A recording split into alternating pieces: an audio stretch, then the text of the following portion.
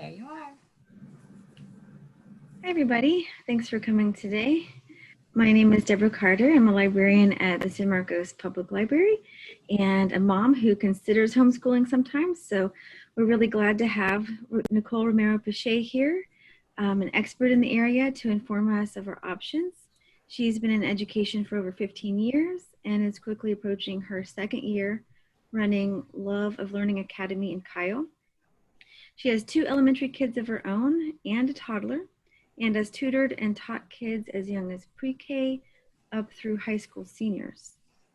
She's fully certified Texas teacher, but is loving her work as an educational consultant and tutor, running her hybrid school out of her home. So there's a lot to unpack, and I know we're eager to get started. Feel free to use the chat option to ask questions. Take it away, Nicole. Hi, everybody. So we're going to run the major segment recorded. And then at the very end, when we stop recording, if you have live questions that you want to dialogue about, feel free to totally ask them. I also do free consults one-on-one. So if you don't want to broadcast your business out to the world, no problems. Just message me or call me. I'll provide my links and stuff so that you can get my information. As you have questions, yes, please use the chat option. I'm going to make sure that it's up on my screen at all times. That way I can kind of work that way and you don't have to worry about muting or unmuting or raising your hand or any other silly things. If you feel like you have a lot more to ask than you want to type out, just put a little message in there and then we'll see about unmuting you for your longer or more drawn out question. So I'm going to go ahead and do some screen share. Here we go. So this is technically a part 2. Whatever. Okay, so this is technically the part 2. And so if there's anything that I covered in part 1 that you need me to cover again, I'm totally up for it. Just kind of let me know what's going on and we'll make that happen. All right, so diving into today, the first thing that I really wanted to talk about, since we're focusing on curriculum, is some big terms that people get confused the most often when we're looking at curriculum, which is objectives versus curriculum versus textbook. So what is an objective? An objective is what we're going to learn or teach, and it always includes a verb and the subject. So in the example that I'm showing you here on the screen, this is from Kinder Science. They break it into the big one, which is 7, Earth and Space. The student knows that the natural world includes Earth materials. So within that big kind of teak, within that big objective, there's some smaller specific ones that they want you to cover. Observe, describe, and sort. So when I go to make my own curriculum or analyze the curriculum that I've purchased, at some point, they need to see it, they need to be able to tell me about it, and then they need to be able to sort it. And what is it? Rocks. Well, how are they going to do all of that? They're going to tell me about their size, their shape, their color, their texture. They're going to have to organize them, sort them, combine them, put them into different groupings of some sort. So B is completely separate. So when I go to put together lessons or I go to analyze the lessons that have been given to me, I need to make sure that I hit A, super solid. Once I've done that, then I can look at maybe B. In this example, B is observe and describe. Now, notice how in A and B, it doesn't specifically tell us how to describe it. It allows us to choose that. So if I have a kindergartner who's more advanced and they're already writing, I can have them write it out. I can have them put it into a voice-to-text situation where they're doing that, or I can have them videotape themselves while they're talking, or I can have them just tell me, what do you see? And I can have that direct dialogue with my kiddo. And all of that is options for describing.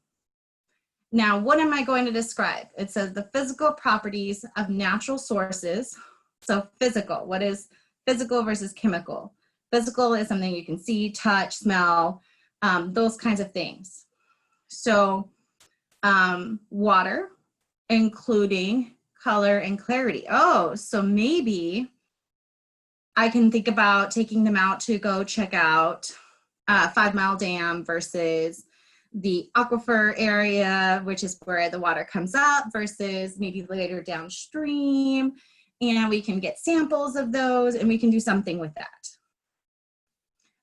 And then C is going to be completely separate from all that. So you see how even as I'm looking at these objectives, I'm able to start pulling in possible ways that I can get my kindergartner in this example to start thinking about stuff. Now I'm going to tell you, I see no basic problem with the Texas TEKS. The Texas TEKS, the objectives that they give us, there's no problem with them really.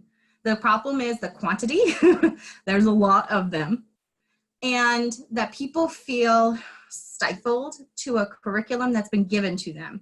And they don't necessarily see that this is just, there's so many ways that I could do this that are not going to stifle my child's learning or their creativity or their natural interests and things like that. So if you choose to build your own free curriculum, there is nothing stopping you from using the free, already developed TEKS. The question is just, do you want to do that? Like, let's say I get A and B and I've totally decided I'm not doing C. Like, I've already kind of covered it. It's already kind of done. Like, my kid already knows ways that rocks and soil and water are useful. Like, we're good. There's no reason to do them. Like, you decide that as your homeschooling parent. The curriculum that you choose, if you decide to choose one, is all about the how are you going to do that. That's all they're telling you. This is, you're going to use this worksheet, you're going to use this video, you're going to use this lesson, you're going to use this activity, here's a chart, here's a paper, here's something. That's what you're paying for, is for someone to sit there and tell you how to do objective 1A, B, C. That's what you're paying for. So just like I was able to really quickly say, oh, well, I can take my kid and go do this, this, this, and that, you can do the same. The state of Texas has only a few requirements of homeschoolers. You need to be able to have them doing basic English language arts, which is grammar, spelling, reading, that kind of stuff. They have to do a math, and then they have to do good citizenship. So could science, objective 7 ABC, be part of good citizenship? Well, yeah. Well, let's talk about how we take care of our aquifer, make it totally local to here in San Marcos area. You could talk about the aquifers in San Antonio, and you could take water samples there. You can make it a field trip. There's nothing that says that you have to do it in any specific way or that you even have to do it at all. And I think that freedom that we're given is really fundamentally at the base of anything that you're making decisions about. If it's not working, don't do it. If it doesn't work for you, don't do it or change it. And there's nothing saying that you can't look at whatever objectives you've been given for any curriculum you see and make changes to it. There's nothing saying that can't be a thing. You are not required to do lesson plans. Okay, quick secret, I don't really do lesson plans. It's not really a secret, but here's what happens, is that I look at the TEKS, I come up with a bunch of activities in my head, and then we go do them. And if it's not working, I make changes on the fly. Every so often I may glance back at them and say, you know, what's really important here? What is it that they really need to get? Okay, well, they're not able to do it versus in writing, or they're not able to do it like this, and they get shy on the camera. So maybe we're just gonna hide in our tent and we're gonna pretend like we're in a cave. Now tell me about some of the rocks we found in our pretend cave, like peace out. So finding those ways to make it fun and make it interesting is more what I'm about than actually sticking to any lesson plan that I've created. No record keeping is really required until high school. At high school, the detail of your record keeping depends on the school or continuing education that your child has chosen to do. If I'm sending them to Harvard, they're going to require a really big, kind of record keeping kind of thing going on. But if I'm sending them to Texas State, probably not so much. So you have to kind of look at which school you're looking at sending your kiddo off to and what depth of curriculum they're looking for. Now, if I'm using a book to support this, like a textbook, they're going to probably want to know that. And it doesn't hurt to write it down. And that way they have some choices and you don't have to reinvent the wheel senior year if they've changed their mind about their target school. So if you at least do that, or you say, hey, we use the TEKS and here's a textbook and we kind of made it work for us, and that may be good enough for a lot of schools, in fact, or most schools. So keep it basic at least, and then you can do more if you already know that that's the route your kiddo is going. Now, when we look at the house, I kind of already did this. Notice the objective. The student knows that the natural world includes earth materials. We could go out in our backyard, define earth materials, find examples. I could have them glue soil and rocks and pieces of grass and, color a little bubble and say that that's water. I could totally do all of that. And does that require a kindergartner to write? No. So that may be appropriate for the vast majority of kindergartners because most of them cannot write yet. So notice how I took the next objective and I gave a possible activity. These are all things that I just came out with based on my own child and their interests. If that doesn't work for your child, there is nothing in the state of Texas that's going to say you have to do anything in any particular way. So how do we support our kids? So there's a lot of different styles for how we choose to do these things. I'm what we call an eclectic homeschooler style. I pull in whatever resources and supports are going to work for the kids that I support. For my own kids, what's going to work for my daughter isn't going to work for my son, isn't going to work for this other kid, whatever. So my style allows for a lot of different options, but the basic styles are traditional. So this is, I get books, I get workbooks, I give my kids their worksheets. We may do a couple of other things with it. We may show a video, but it's traditional. Classic. Now, classical is actually based upon some of the ancient philosophers. Okay, so the ancient philosophers, and we're talking like Socrates and stuff, they had a very interesting perspective on education. And what they found was that at the youngest grade levels, our kids are memorizing machines. They don't know what it means yet, but they will sit there and they can memorize it. So from ages 6 to 10, that's what they focus on. They focus on memorization, absorbing information, learning rules, learning facts. They don't know how to process it all yet. They don't necessarily know how it all connects together, but they can sit there and memorize it.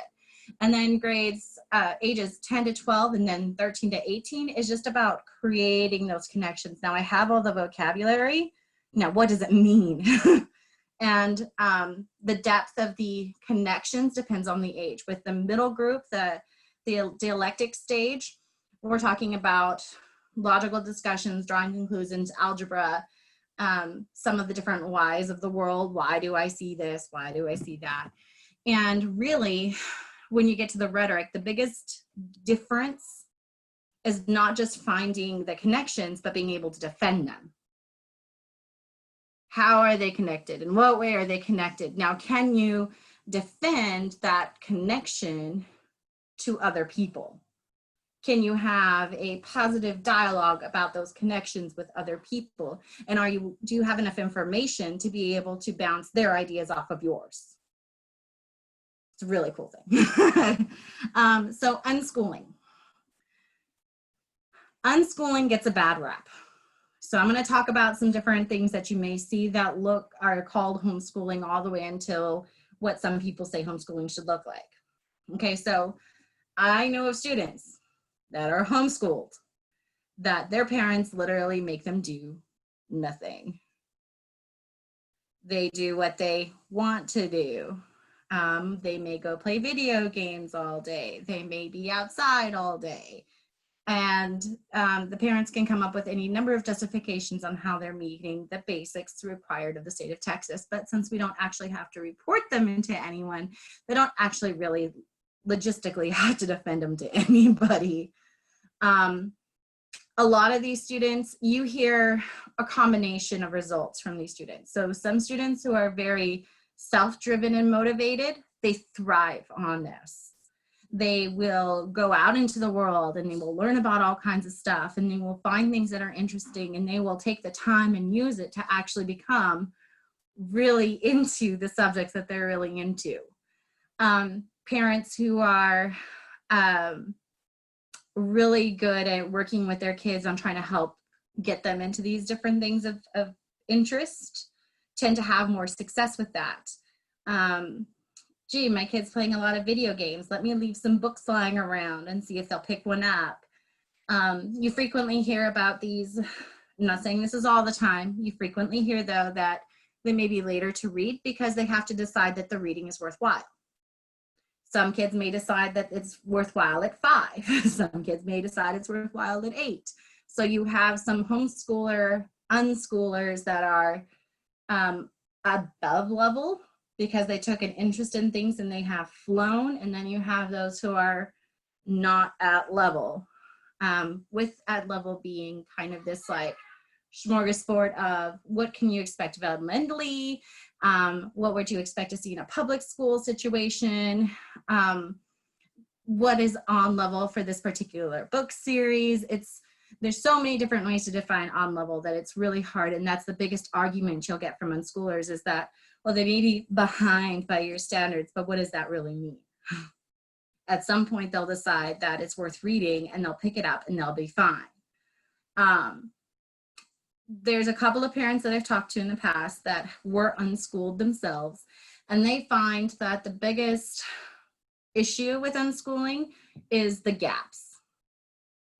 Maybe I was interested in nothing but like history, and I wasn't interested at all in biology. So maybe I've got tons of breadth and depth when it comes to history in my education because that's what I was always interested in.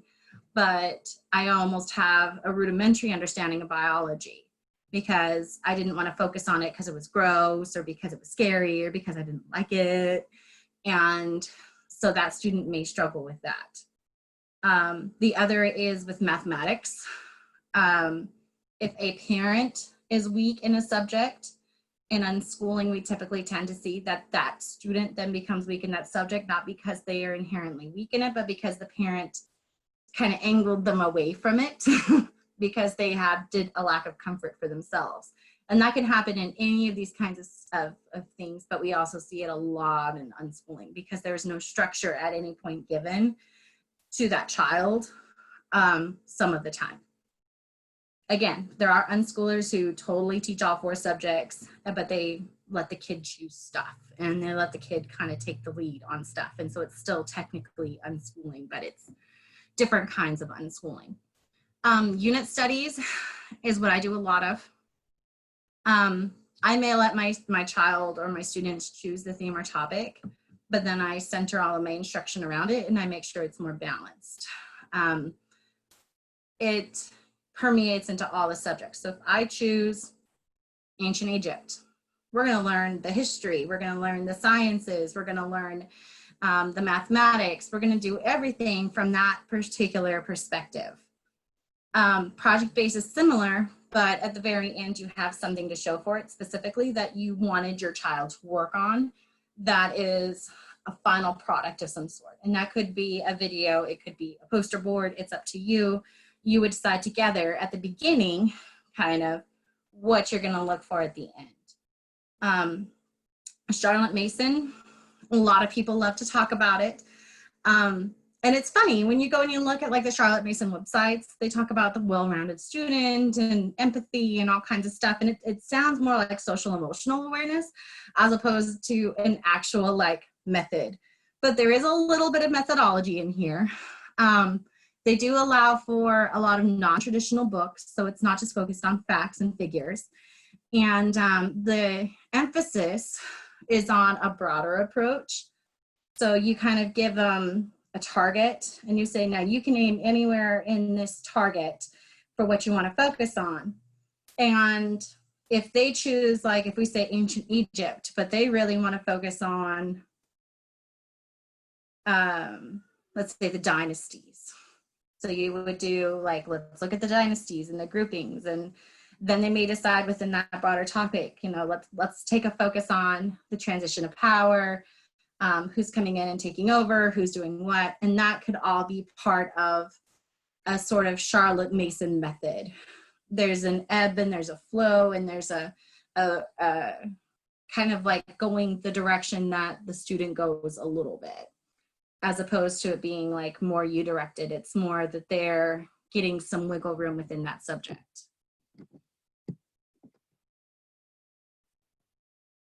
All right, so we hear a lot about deschooling. The summertime is a popular time for people who are transitioning from traditional schooling to homeschool. And so a lot of families, when they hear, oh, my kid is struggling to homeschool, the number one thing I expect to see at some point in that thread is, well, how long did you take a break for? Did you deschool them? Maybe they're still stressed out from public schools. Maybe the things that are going on, it would write itself if you were to give them a little break. There is nothing wrong with a reset. That's deschooling. Deschooling is a chance to reset. During this time of deschooling, you would work with your kiddo to better understand the whys. You could discuss pros and cons. You could discuss hopes, dreams, wish lists, future careers, all of these kinds of things. So even if they're not actually schooling, there's still a conversation happening. There's still learning happening. There's still, oh, well, let's go look that up. Well, let's go see what kind of education it would require to do that. So it's not that you're stagnant. It's not that they're sitting there playing video games for 2 months. It's that theoretically, through this process, they learn a new reason why to learn. And it's not just based on grades. I don't assign grades like A, B, C, D to my students. I don't assign grades to my kids. What I do when I check their work is I see, well, how many did they get wrong? And if they've got a B or lower, then I assess whether or not I need to provide extra support before we go to the next subject. That's all it is. It's a chance to reflect. That's what grades should be. And that's what a lot of homeschoolers take the stance of, is that a grade is just a number. It shouldn't be restriction, and it shouldn't be get the beginning, the middle, and the end. Oh, a B is good enough. Well, do you understand it? Well, not entirely. Okay, well, let's fix that. One of the things for deschooling is for you to sit back with your kid, without your kid, and just really decompress. Consider how much input do you want them to get. Maybe your kid is so centered on Minecraft that there is nothing in the world right now that they're interested in. So maybe you're going to decide on the curriculum for them. Or maybe you're going to say, hey, you get 3 choices. You can study A, B, or C. Which do you want? How much input are you going to give them? If they say B and you really didn't like that, I don't know why you gave them B as an option. You just got to kind of sit there and decide, you know, how much buy-in do I need from my child before we do our own thing? Now, there is something to the deschooling specifically that talks about taking time off. Is it okay to sit there for a couple of days and play video games? That depends on your kid. My kids don't get video games. I've got a son with a borderline addictive personality when it comes to electronics, and I really don't need to nurture that. So it's an opportunity to go with some flow, but we're going to visit like museums, the pool, maybe watch a little television, maybe we're going to watch some documentaries, maybe I'm going to use that time to get information about the interests of my kid and get to know them again. And I think that that's really one of the reasons why I would suggest deschooling at all, is because it's a chance for us to get to know our kids in a different way. Because now they're not just my child, now they're also my student. And that new relationship requires building and understanding and creating a new way to do things. And that's, I think, the real hallmark positivity of a deschooling opportunity. All right, so how strict do we need to be with schooling? That is totally up to you and your kids. Oops, sorry. My chat window disappeared. There it is. All right. So do you research colleges at the beginning of high school? I would definitely, so there is a class in high school that I used to teach called College and Careers. It was a required class for all kids all 4 years. And the focus of my kids in their freshman year was to create a short list of a dozen schools. And then theoretically, if I would have had them for all 4 years, the list would have gone smaller and smaller, so that the colleges they would have applied for their senior year was maybe a top 5. And when we research those 12, at the beginning, one of the steps you're going to have to do is, what do they require of homeschoolers? And that may take some of them off of it right away. You're like, I'm not doing that. I love you, kid, but you don't want that school that much, that I'm going to do that much work to be able to meet the requirements for an incoming homeschooler. But it's also a chance to look at finances, scholarships. You can start applying for scholarships with elementary kids. There are scholarships available for 3rd graders, like for reals, all the way on through. I made my kids start pulling 30 scholarships by the end of the year, and I would encourage them to apply for all of them. But they also would mark, like, this one I have to wait till my senior year, this one I can do my junior year. So as freshmen, they just had like this huge list. And theoretically, as they would continue through all 4 years, they would start applying for those scholarships as they became available to them or as those deadlines came up. So really, in an ideal situation, you're spending all 4 years of high school preparing for a college experience of some sort, whether it be an associate's degree, or whether it be a technical school, or whether it be a full 4-year university. It's really up to the interest that you have of your kids. And yes, I had kids, plenty of kids. The school that I worked at last was a college prep. I had plenty of kids that wanted to be hairdressers and nail technicians and all that kind of stuff. And that still counts. But I would tell my kids, like, what is the best hair school? Why is it the best? What is it that they're going to teach you that's going to be worth this money? How are you going to pay for it?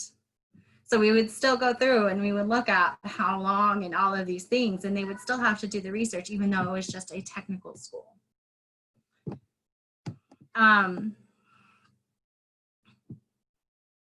So schedules, how strict do they need to be? My son requires a strict schedule. If he doesn't have a schedule, he's trying to get away with stuff all the time. And every time I mention, oh, let's get to work on something, he's like, I have to go to the restroom. My child spends a dozen potty breaks in a day if he gets a chance, I swear. My daughter, I just tell her, hey, get some stuff done, and she makes her own schedule. You know what your kid needs. You don't need to be strict at all. You need to be strict completely. You need to set a minimum number of hours. You don't need to set a minimum number of hours. The state doesn't require you to. You have to decide as the parent what is appropriate for your child. I would not advocate to anybody that they work 8 hours a day. If your kid is sitting at a table working 8 hours a day, something is amiss, because they shouldn't have to be. With as much one-on-one attention as kids get at home during homeschooling, they only require, like for pre-K, they'll talk about 1 hour to 2 hours a day, max. Some will say only 1 to 2 hours of specific instruction a week. Some people do only 15 minutes a day because that's the longest they can get their kid to sit still. You get to decide all of that. And nobody will ever bring you to court over it. Or if they try to, there's nothing in the law that they can use as a leg to stand on. So peace out. Now, hard or soft start to homeschooling. So there's 2 basic ideas. I can ease them into homeschooling. Maybe, hey, go pick out a workbook, work on it for 30 minutes. Hey, go get your tablet, work on that program for 30 minutes. And eventually you get to the point where you're adding time and adding subjects, and eventually you're doing the full homeschooling. Others, they need to be like, hey, Monday, it starts. Monday is the first day of the rest of your life for homeschooling. Congratulations. And on that day, you're gonna be logged in for this many minutes on the computer, and you're gonna do this many minutes on a workbook, and we're gonna sit there and do this kind of activity, and you're gonna be like, bam, first day of school, homeschool style. Which appeals to your kids is up to you. Which appeals to you, it's totally your deal. My natural inclination is a little bit of a soft start with a little bit of let's play ball. My son, I'm gonna have to kick his butt to get him back into gear, because I tried getting him back soft started again after taking a couple weeks off, and he was like, no, I don't think so, Mom. Oh boy, okay, let's reevaluate, boyo, because this ain't working. Transcripts, yes, they may require transcripts for an elementary kid. You just basically say reading, writing, math, science, social studies, A's, done. You may put art, theology in there. You can put whatever you want to in there. You can give them whatever grades you want to give them. Generally speaking, when it comes to elementary and middle school, the transcripts need to be basic, and no one's going to sit there and say, well, how did you come to that number? And if they do, you say, because I was their teacher and I saw the work that they did. And I don't let my kids fail. Okay. I did have a high schooler. Okay, so I have an agreement with CAPS. That's the Catherine Ann Porter School over in Wimberley. And I know the people at East Austin College Prep, which was my last school. They will generally accept my credits.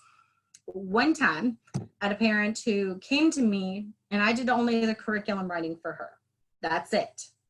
Told her, this is what you should do. This is how you should do it. And I worked with her to troubleshoot issues as they came into play. And then she went to go re-enroll her kid back into CAPS. And they were like, well, okay, so for English 1, first semester, she got a B. But then for your final year grade here, it says an A. How did that happen? And so I explained to them, so we went and we took a STAR exam. I looked at all of the things that she got wrong, and she did lessons to address every single one of her deficiencies. And that was the year. So she was able to pick up her grade from the B to the A by going back and redoing all of these things that she was supposedly weak in. And they accepted it. High school transcripts are going to be required for any post-high school education. You're going to have to make them. They're not hard. We're going to see them in a minute. The amount of detail, again, it depends on the school. 1 year of a subject equals 1 high school credit. So if I do a half a year of a subject, that's half a credit. If I look at a college class and I send my kid to ACC and they take 3 credits of English, 1 semester, that becomes 1 year of English in the high school transcript. So I could take 2 years of community college, get my associates, and technically that's the 4 years of high school. And yes, you can graduate them with that. Some things to consider is whether or not you're going to take your science classes, which are generally a 4-credit class, and whether you're going to break them into two components. You're going to say biology and biology lab. Are you going to do that? Or is it going to be all one class and you're just going to call biology? It's up to you. You're a homeschooling parent. You can do whatever you want, and it's fine. You just put it on the transcripts. You can say that it's worth half a credit. Like the biology that you took for a semester is worth a full credit, but then the 1 credit of biology lab is worth half a credit. However you want to do it, there's no limit, really.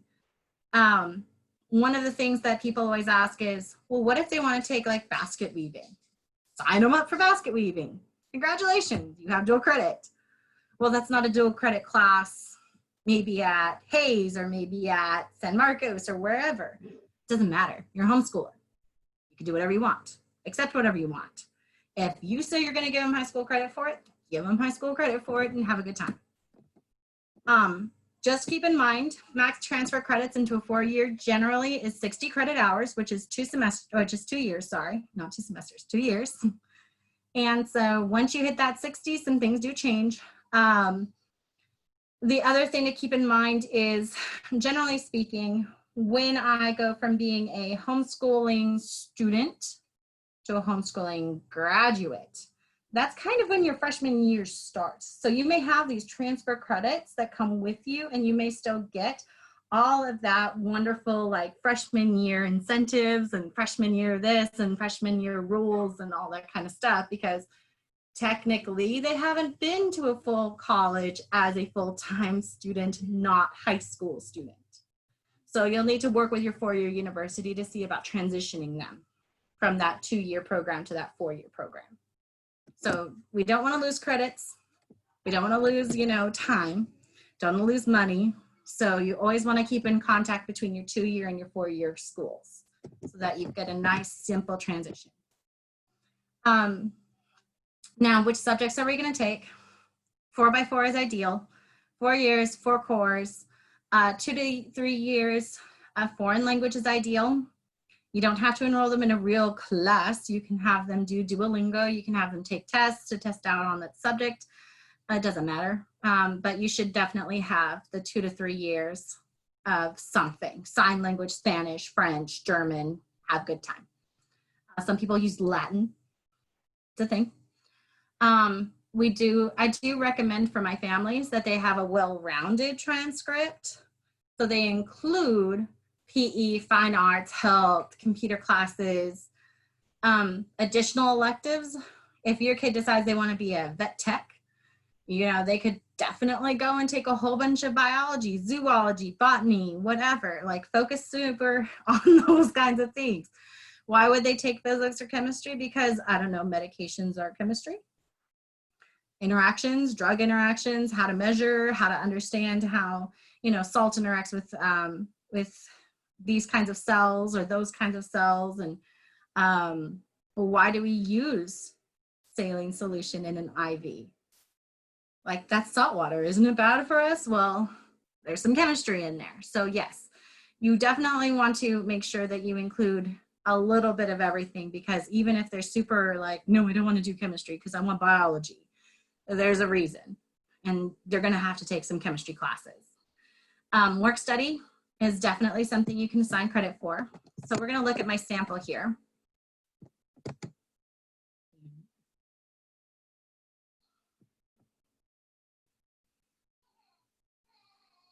It's going to come up, I swear.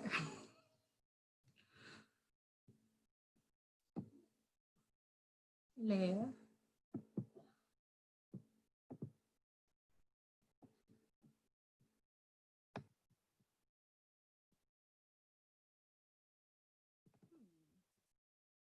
Sorry for the technical glitch, y'all. Okay, so you can name your homeschool. I'll say this while it's restarting itself and being technically glitchy. Shared window is closed. Okay. We will pull it back up.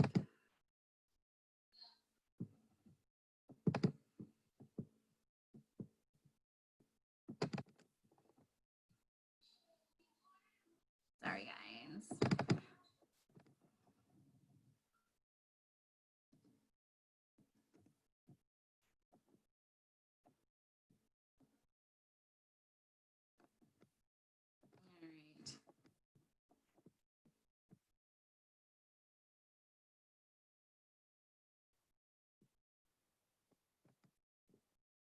Here it goes. All right, I need to turn on screen sharing probably, huh? Do you need anything from me, Nicole? I'm trying to make sure I get screen sharing going here. It's like, exit, minimized view. There it goes. Share screen.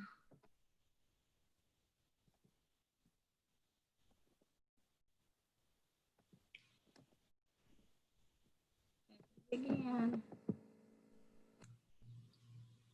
Well, we're not going to click the links in the Microsoft PowerPoint for a minute here. We're going to let that sit. All right. We're going to do it this way. So you can name your school anything you want to. When I send out transcripts to the parents, like when I'm working with them and stuff, what I will do is go ahead and just send them one with the name of my academy on the top so that they can save that. And then they can do a save as and put the name of whatever else they want. And that's fine for me. Like, I don't care if you change my name and stuff. All right, screen share. Let's try this again.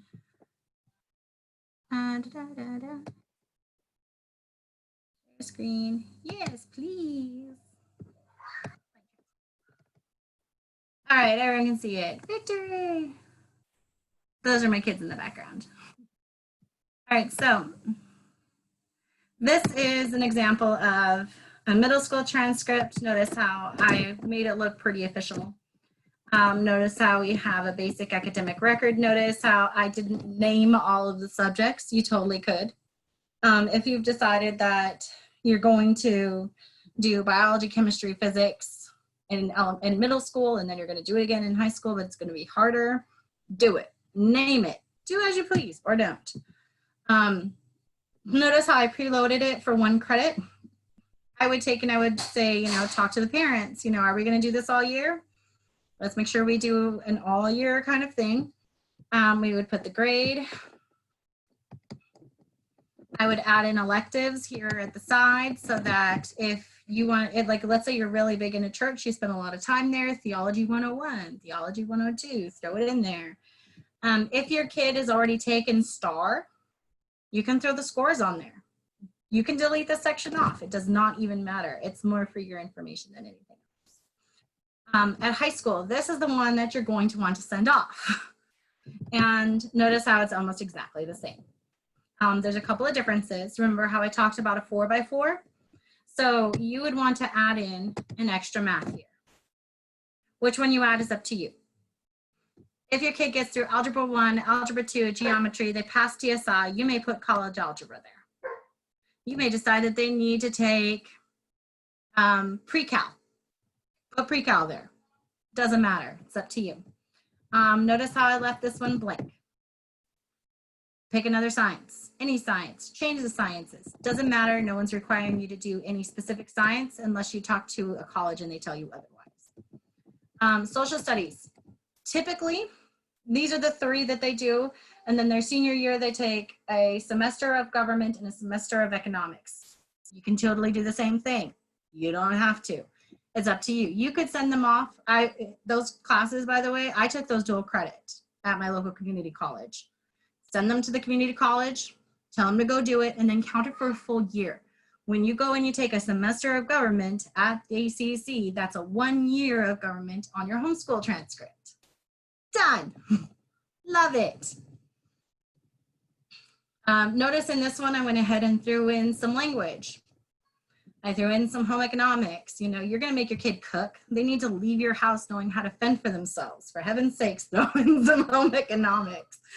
They may or may not do that at the other school anyways. So then you scroll down. Now, yes, you want to include test scores if you have them. If you're not taking them, delete this off. You don't even need to worry about it. It's not required to go on your transcripts, but it does help so that you have a short track way to reference them instead of having to pull up different sheets of paper all the time. You just have your transcript up and you say, are talking to the admissions people, and you'd be like, it's right there. It's on the transcript. You already got the official ones from College Board. Now, this is important to note. You are the principal. You get to sign all your transcripts. You don't need anyone else to.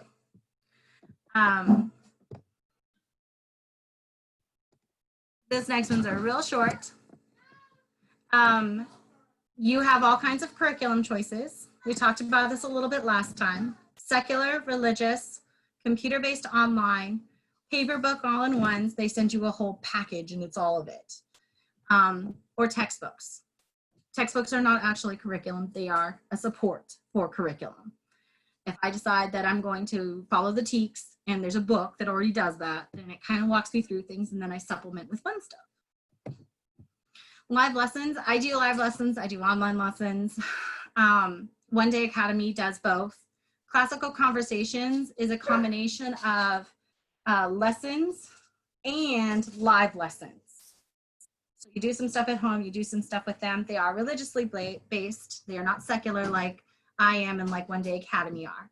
Co-ops are a grab bag. They may be religious or non-religious. They may be specific, like sometimes it's Protestants only, no Catholics allowed. Sometimes they don't care. They may require you to participate so many hours a week or not. They may require you to stay there for so long and do all kinds of things. You just really have to look to see what that particular co-op is looking for you. But a co-op is a group of parents who homeschool their kids together. That's all it is. Like the four of us could form a co-op. And I teach math, and Deborah teaches English, and Ms. Bryant teaches science, and Cecilia teaches social studies. Like we could totally form our own co-op. That's all it is a group of parents who all decide that we all like how each other operates, and we're going to teach our children together. And you may have to pay money because there may be like, hey, none of our houses are big enough. We all live in apartments. Let's go ahead and pay for a space. So you may pay a money amount to be part of that co-op for activities, supplies, location, stuff like that. But the co-op makes that decision as a group. There's public school at home, K-12. There's a Houston charter. There's a whole bunch of lists. See the list? It's right there on the wonderful little PowerPoint. I'm not putting it full screen because I'm afraid that it's gonna like lock me again.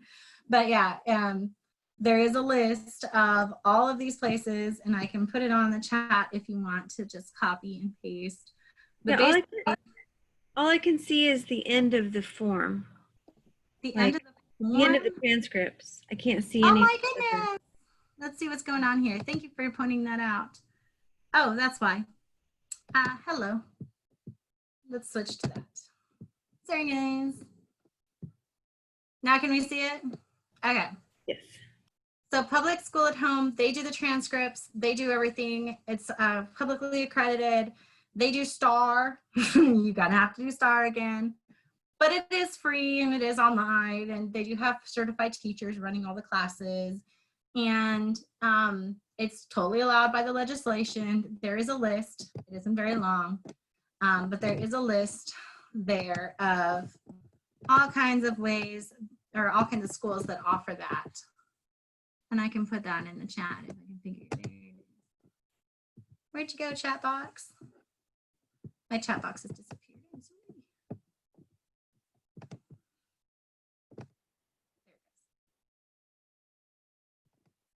There you go. All right, so if you want to look at the online ones, there's the links. And, totally look into them. I mean, they are an option. It's a good transition, especially if you've got a high schooler and you're like, I might send them back to high school. You may want to consider it as an option because then you know the credits will transfer. That's the big thing there. So everyone can see where it says top Christian options, right? So there's religious and then there's secular. These are a whole bunch of the top Christian options. These are the most mentioned on Facebook. These are the most used. Some of them are free. Some of them are very expensive, but all of them have God, Christian. Some of them are God in everything. They're like, well, if you make $200 a week, how much should you be sending in tithes? They include tithes and offerings as part of their math, So it's a question of how much God do you want in your life and in what subjects. There is a whole bunch of secular options. Now, if you're looking at bilingual education, all of the top publishers that sell in Texas to elementary schools will have a bilingual option. It's wonderful. You literally can go to your local school and say, hey, which publisher do y'all use? And you can pull the bilingual text from there and it will be in Spanish or it'll be for science and it'll be for social studies, like all the subjects, you can get them in Spanish also. It's fabulous. The three I put here are the top 3 that are used in public schools here in Texas, but there are others that you can also take a look through. Build Your Own Library, Discovery K-12, Khan Academy, Beyond the Page, Time for Learning. Those are all big lists, like people use them regularly. Khan Academy is free, y'all. And they're very well done. The original premise was education should be free to all, and a quality education is a fundamental right. And they created Khan Academy. And it started with a guy videotaping math lessons. Beautiful. Love the ethos in there. If you have to deal with a child, or if you have a child that is special ed or dyslexic, ADHD, you may have heard of accommodations versus modifications. Accommodations is the same thing, but broken down, or bigger fonts, or different colors, or you read aloud, or they use text-to-speech.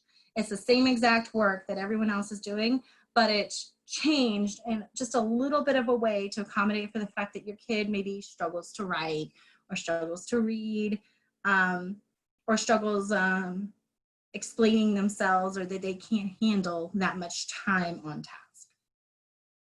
Modifications are literally changing it so that it is no longer the curriculum you bought, but it is simpler or different in some way. And it's not breaking it down, but it's rewording, simplifying, adding more pictures, adding additional support, graphic organizers. Anytime you're changing what the kid does from what was we considered the norm, that's a modification. As homeschoolers, we modify all the time. If it doesn't work, we change it. And it doesn't matter whether our kids are special ed, 504, like it doesn't matter. We just make the work fit the kid. And even if you go and you buy a big box set, I encourage you to do that, because you may have spent the money on this box set, but they don't know your kid. So how do I make my own stuff? Well, you saw me. I made an entire day's worth of science lessons in how many minutes? How long did it take me to break it down? The TEKS are not bad. They're not a bad guy thing. The standards created by Texas are not bad. There's just too many of them. Biggest problem. Talk to any teacher, I guarantee you, they will tell you there's too many of them. So instead, find things that your kid finds meaningful and make them fun, and you will be just fine. Some people worry about gaps in instruction. Don't worry about it. You will work with your kid in depth, and your kid will remember more than the kid who was going a mile a minute and only caught half the stuff. Because that's what happens. In public school, to get everything in, we move on even when kids aren't ready. If you can slow it down and make sure your kid gets it better, your kid will be better off. Okay. Also, if your kid is like mine and they go a mile a minute and that's not fast enough for them, you can speed it up. You can provide more depth and breadth, and you can provide a richer instruction than they can have in a public school, because they're not being held back by the slowpokes in the back end that don't get what's going on. So regardless of where your kid is, adjusting to their speed is the #1 most awesome part of homeschooling. There is this thing about Common Core. Now, you've got Texas. Texas is ginormous, and there are publishers that publish just for Texas. And then you have all these publishers that also publish for other states. And these other states, many of them use what are called Common Core. So when you go and you look at books, workbooks, curriculum options, some of them may use Common Core. Common Core has the same problem as Texas. In and of itself, it's not inherently bad. It's all about how you teach it. If you need to work with your kid on, teaching it in a different way, then work on teaching it a different way. Like, that's fine. You're in Texas. You don't have to stick to how they describe it in the textbook, whatever textbook you use.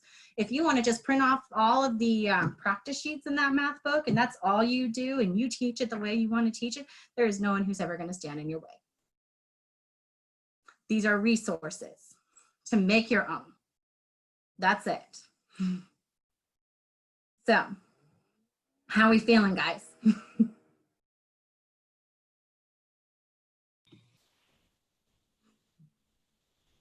We good? I talked really fast at the end. I'm sorry. Kind of wanted to make sure it all got in there.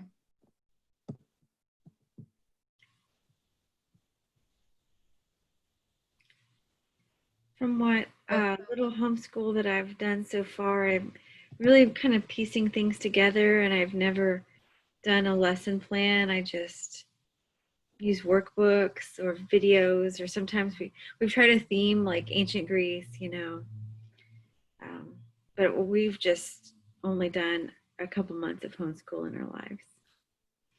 So. Well, and it should be fun. If you're not having fun, your kid's not having fun. And there's a second part to this. Okay, so my mom's also a teacher, and she had a really profound thing to say to me at one point. When you're working harder than the kid, you're the one doing all the learning. And I really think that is a ginormous thing that some parents really need to like process in. Like, if you are working that hard, your kids are not really getting everything that they need. Okay, so the request was to go back to slides 26 through 28 because we missed those a little bit. Accredited credits. So when we look at accredited credits, there's charter school, public schools, some private schools. Those are all potentially accredited. Private schools are not required to be accredited. Charter and public are. They will take everyone out and redo them before they will allow for a school to be completely unaccredited for any given amount of time. If you get an accredited credit, those are accepted as transfers. So if I go and I do my freshman year at Hayes, those are all accredited credits. They transfer over to Lehman. It's not a problem. They transfer to Johnson. Not a problem. You may lose credits. Like if I took kayaking and they don't offer kayaking over here, then you may lose a credit. But it's not because of anything other than the fact that they don't have that class. Colleges can also be accredited or not. We ran into that not so long ago with all those for-profit schools. Homeschooling is technically a non-accredited private school. Your credits, if you give a credit in high school, they're not going to transfer over. The only way they would is if they're dual credit.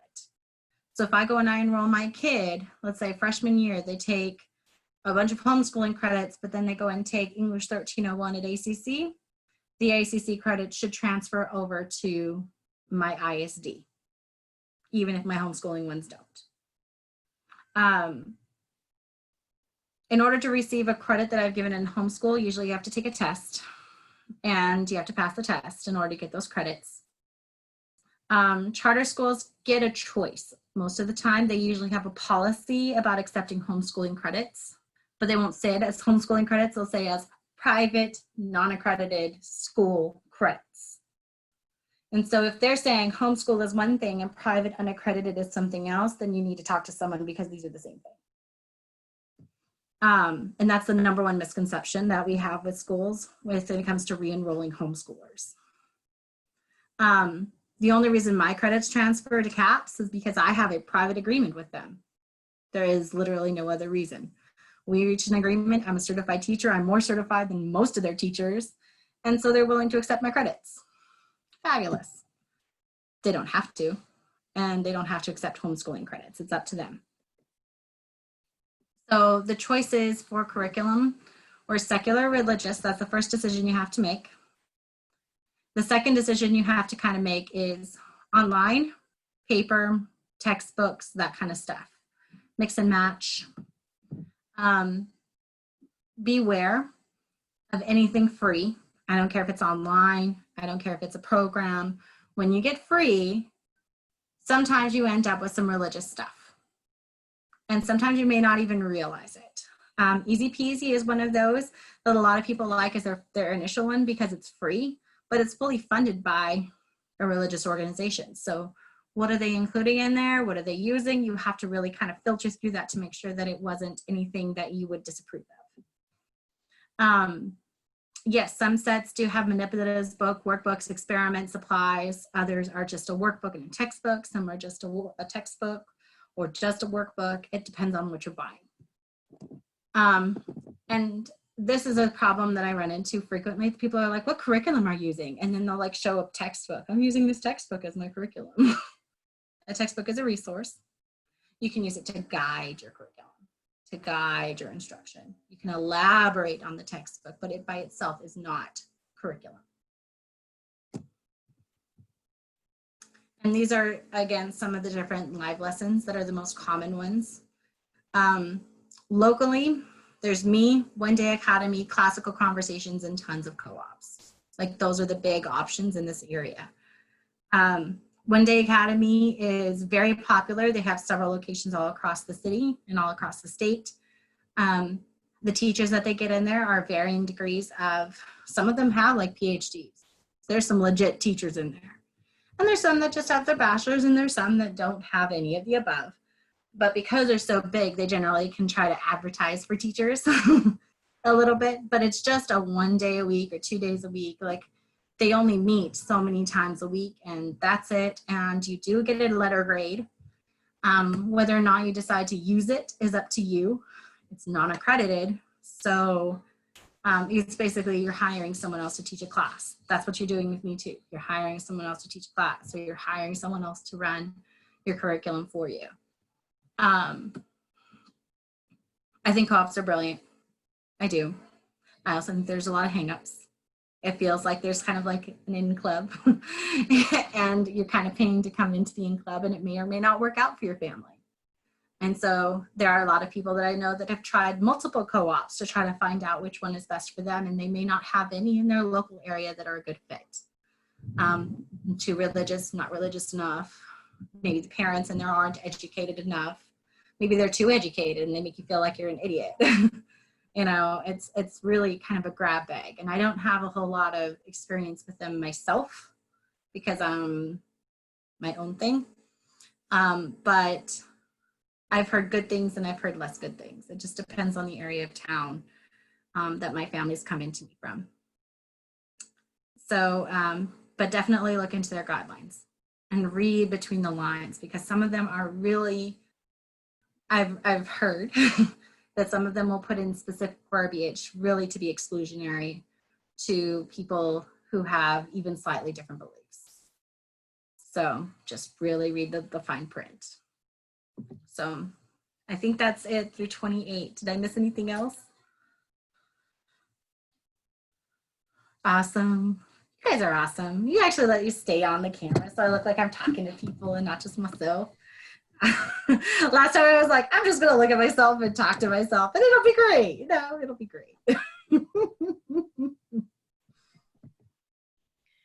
So, well, I appreciate it, Nicole. This is a lot of stuff to think about this summer.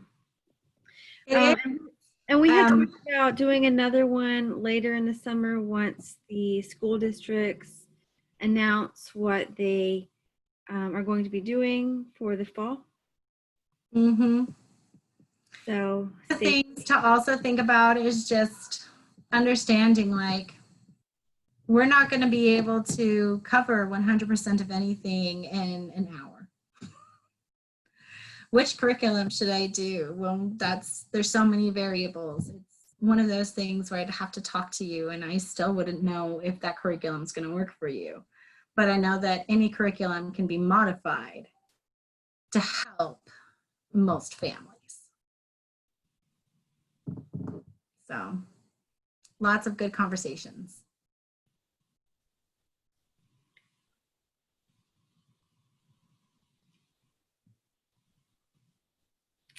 Okay, well, if there are any lingering questions, if you're watching this on YouTube, on the library channel, or on the Facebook page, and also I'm emailing this link to the video.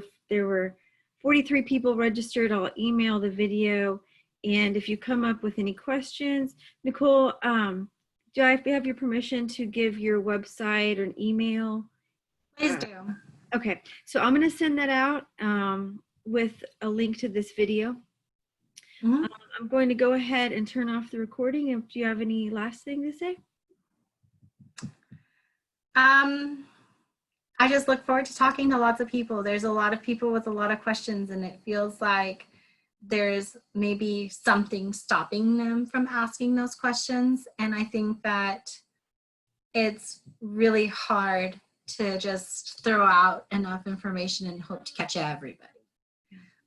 This was a really good question. How realistic is it to have a GPA of a 4.0 in high school? It seems like with homeschool that you'd get all A's. And yes, it's totally possible. And how realistic is it? Well, it depends on your kid. I have a mastery-based way of grading, and that's no kid left behind, basically. If you don't get it, we're going to practice it till you get it. And it may take us extra time to get through a subject, but I'd rather you get it and you get it well than for you to feel like there's any gaps. But there are students out there who get stuck. Sitting there and working on a subject or working on it specifically is going to be a downer, and they need you to move on and maybe try to circle back. And maybe they don't ever want to circle back. Okay, so maybe you make the decision as a parent that that's not going to be an A. Maybe you make the decision as a parent that that's going to be a B, and you tell the kid, look, we either A, need to subject back into this, and that way you earn your A, or we let it go, and that's going to be a B. And when you go to apply to colleges, you're always going to have that B. And you work with them, hopefully, to make the right decision, but ultimately you may choose to respect their choice to have the B. And I think that that's an interesting way to have that conversation and to try to get that buy-in. Because once they get to college, they're not going to get much choices to go back and redo anything. We want to firm them up before we send them off.